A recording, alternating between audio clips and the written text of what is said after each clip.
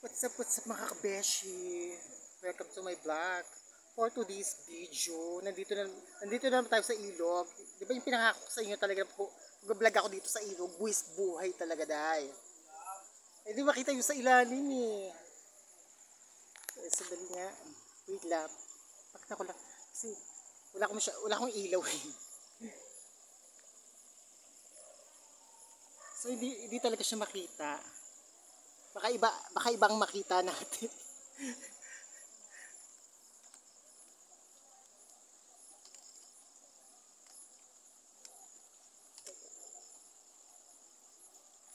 Yan. Yan nakikita ng kagandahan ko. Charis. Kaganda. Charis.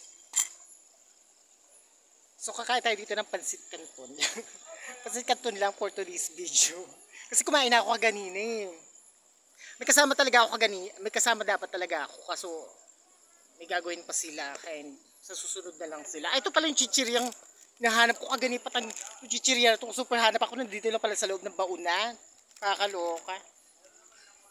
Kumain na ako eh. Yan. So, nagluto lang ako pansit canton. Yan. Parang hindi ko ata ito mauubos kasi ang dami nito yan.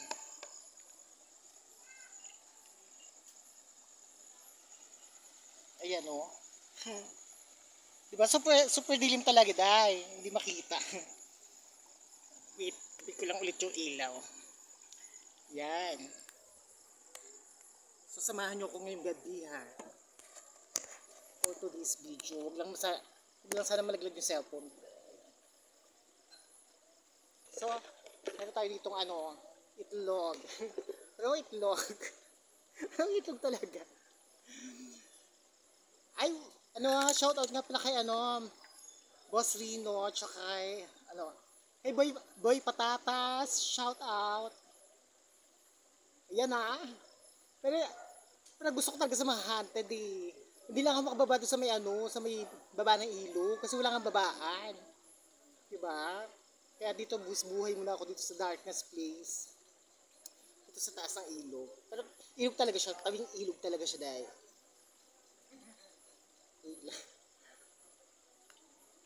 Showpat ako. Buhay talaga. Balatan mo na itong itlog. Ayan. Kain. So may kukwento pa ako sa inyo, di ba? Nakabahan ako. Parang nasusuka ako. Ito pala yung feeling, no? Mag-isa. Parang experience ko lang talaga mag-isa. Kung anong feeling talaga. Naririnig nyo ba yung yung agos ng tubig? O diba? Sa ilog-ilugan tayo. Pero may mga bahay-bahayan naman doon, pero medyo malayo. Malalakas yung mga boses nila. Naririnig nyo ba ako? Ito, nabalatan na natin yung itlog. Isa pa. Isa lang muna. Hindi ko ata maubos kasi.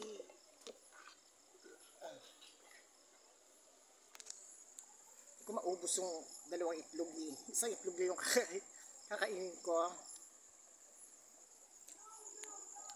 Sobrang dilim, di ba? Oo, di ba? Kakasyokot.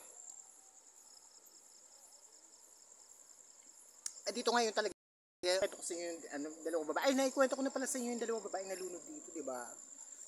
Ang kwento ko na sa inyo yung nasa jeep. Sa jeep. One time,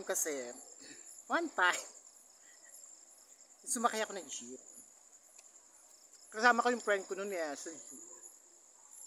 Gabi na ata kami. Oo, tama, gabi na yun. Gabi na kami. Super under yung jeep. May sumakay. May sumakay doon sa jeep. Eventually siya. Lalaki, oo.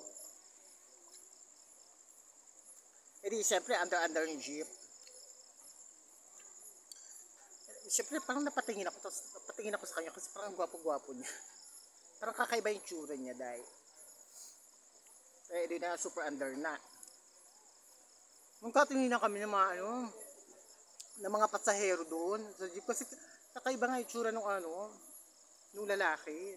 Nakita namin yung kamay, parang malakang dila dahil, parang pang artista, ganun. Alam mo yung kamay niya, parang ano, kandila talaga. Parang, tapos yung, kinakabahan ako. Oo, yun talaga dahil. Lahat ng pasahero, nakatingin talaga siya dahil. Nakatingin talaga sa kanya. Kasi nga kakaiba yung kamay niya. Nakita mo, ano, kadilang kadila talaga dahil. Tapos yung mukha niya, parang alam mo yung parang anghel na bumaba sa langit. Ganun, ganun yung itsura niya. Tapos yung buhok niya, kulot-kulot. Tapos ang tangos-tangos talaga ng ilong niya. Tapos yung mata niya, kakaiba rin talaga. Parang wala kang makikita ng ganun kahit artista. Parang kakaiba talaga yung mukha niya. Parang nalaglag sa langit. Nalaglag sa langit. Kainin nga muna natin. Palapang mo lang. Busog na ako kasi kumain ako eh. Nagutom ako, kakain tayo sa kanila. Sabi ko, ako na lang muna. Cherry ko to. Laban. Yan na, ginawa ko ng challenge ha.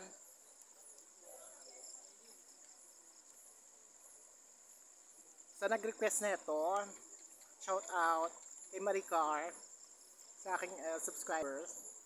Ano ko daw to, magmukbang daw ako dito sa may ilog, sa tabi ng ilog. Kaya, yan na, ginawa ko talaga buwis buhay ah. Ayun na nga.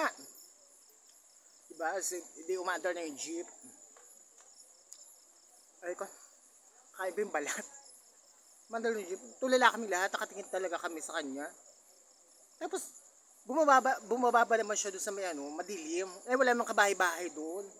Kinilabutan kami. Tapos, alam mo yung amoy ng ano niya, pabango niya, parang kakaiba talaga. Parang wala kang maamoy na ganung pabango talaga dahil. Parang kakaiba, sobrang bango, mas mabango pa sa mga. Basta, hindi ko ma-explain yung bango. Tapos yung mga pasahero talagang tulala, parang hindi makamove on. Ganun ko. Alam ba't bumaba yun doon? Wala namang kabahay-bahay doon. Nakatakot talaga. Pero hindi ako natatakot medyo kasi yung mukha niya talagang kakaiba kasi talaga. Parang kung malaman siguro ano siya, kami sa kabilang mundo, charot, kabilang mundo. Pero ang nakakapagtaka lang talaga doon siya talaga bumaba sa walang kabahay-bahay. Na damo-damo talaga, doon siya bumaba. Tandang-tanda ako pa talaga.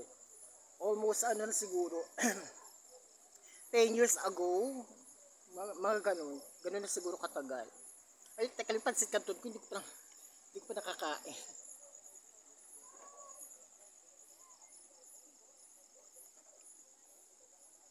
Kawawa naman si pansit canton. Wait lang ah. Darkness eh.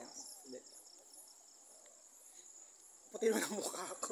Para ako ata yung multo eh. Multo dito sa ilog. Hila. Kasokot. Hindi kasi makita yung sa ilalim eh. Pero naririnig yung agos ng tubig.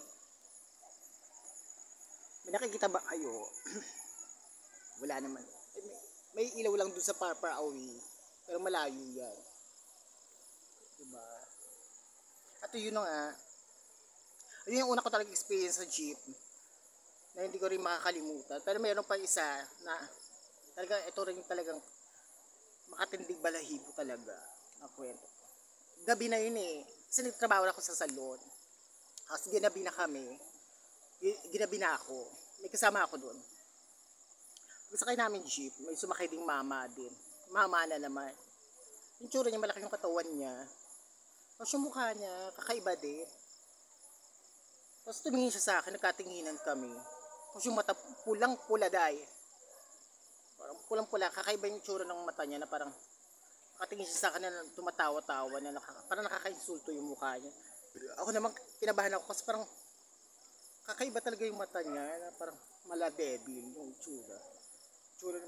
May tsura naman siya, gwapo naman siya. Kaya lang yung mata niya nakakatakot na parang sinanilban yung tsura niya. Tapos nakatingin lang talaga siya sa akin dahil. Nakatitig lang talaga. Ay, takot. Ayun, nakatingin siya sa akin. Pero nagmamadali nga ako. Nagmamadali ako. Sana bilisan na lang yung sasakyan. Kasi tumama, tingin ng tingin sa akin, nakakatakot. Nakakatakot talaga. Pero wala naman ako iniisip na ano, na may gagawin siyang masama sa akin. Ganun. Diba? Alam mo naman normal sa jeep yung ibang mga ganun na na-expect mo pag nakatingin sa'yo ng masama, may gagawin masama. Siya hindi. Ang nakakatakot lang doon, yung mata niya talaga dahil hindi ako makamove on doon sa mata niya. Kasi kayo talaga. Tapos yung tinanong ko yung kasama ko, nakikita mo ba yung mama ko? Sabi ko yung mama ko, sinisimple. Mama, nakakatakot tumingin, sabi ko. Sabi ng kasama ko, wala naman na, sabi niya sa akin. Wala naman na. Babae kaya yung nasa harapan mo, sabi niya. Chusera ka. Yan mo, sa tapos nakatingin na lang talaga siya sa akin. Yung mama na yun. Hindi ko talaga makakalimutan yung mukha niya. Na nakakakilabot talaga. May ilaw naman doon sa duli. Ay, ilaw ko pala yun. Kaya lang, siguro kung ikaw mag-isa dito talaga sa may baba, kung kaya ko lang talaga bumaba dito sa may baba ng ilog, gagawin ko talaga. Kasi walang babaan, pupunta ka pa doon sa far away talaga. Bago ka makapunta dito sa may baba ng ilog. At ayun na nga, kayo, anong experience nyo sa sa jeep? Malamang lahat naman tayo may experience sa jeep na nakakaloka, diba? Pero sa susunod na lang yung makwento ko pa ng iba. Naubos ko na yung isang Hindi ko na kayang kainin yung isang pang-islog. Kasi busog na ako. Ang anghang! Ang anghang ng pansit canton.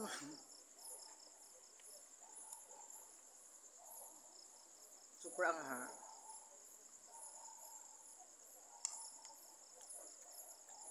Ang tubig ko pala. Hindi na makita. Super dilim talaga dahil.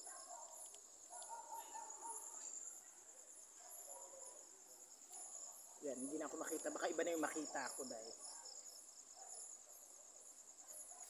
Yan, lamig ng hangin. Hello? Are you there? Are you there? Bakit nandito ba kayo?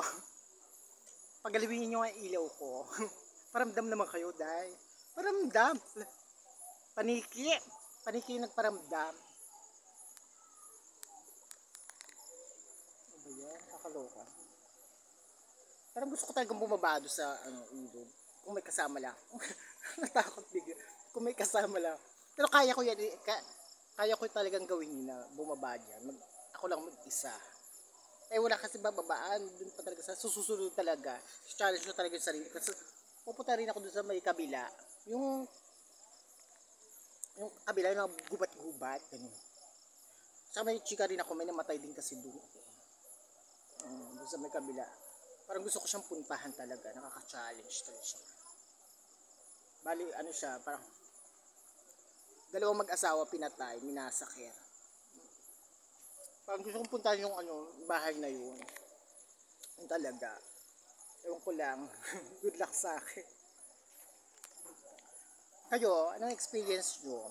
Naka-experience na ba kayo pumunta ng ilog na darkness talaga, dumaan man lang sa ilog na ganito kadilim? Actually, mag-11 na. 11 na ng gabi. 11 ng gabi, oo. Magto-12 na pala. Pero nandito pa rin ako. Wala. Katakot. Hello? Are you there? Are you there? Dito. Itong inuupuan ko kasi may inuupuan ako. Dito. Hindi kasi makita.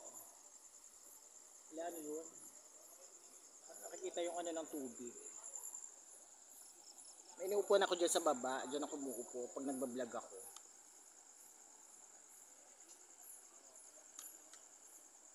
Wait lang, papakita ko nga sa inyo.